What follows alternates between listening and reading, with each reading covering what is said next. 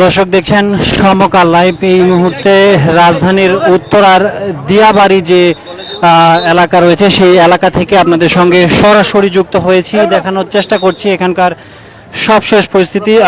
দর্শক আপনারা নিশ্চয়ই জানেন যে আজ দুপুর 1:18 যে দিয়াবাড়িতে যে মাইলস্টোন কলেজ সংলগ্ন কলেজের পাশেই যে প্রশিক্ষণ বিমানটি বিধ্বস্ত হয়েছে এবং এর পরপরই কিন্তু এই মুহূর্তে এখানকার যে সবশেষ পরিস্থিতি আপনারা দেখছেন, সেনা সদস্যরা রয়েছে, ফায়ার সার্ভিসের কর্মীরা রয়েছেন, তারা কিন্তু যারা আহত হয়েছেন তাদেরকে কিন্তু যে নিরাপদ জায়গায় কিন্তু নিয়ে যাচ্ছে। এই মুহূর্তে দেখানোর চেষ্টা করছি এখানকার সবশেষ পরিস্থিতি।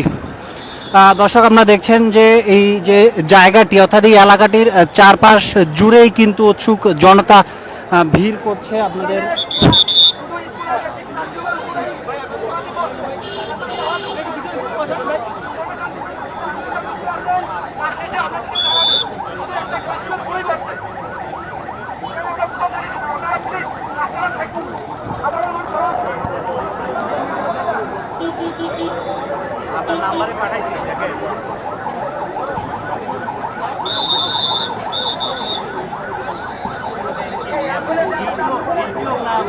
দর্শক দেখছেন সেনাবাহিনীর সদস্য লাইভে।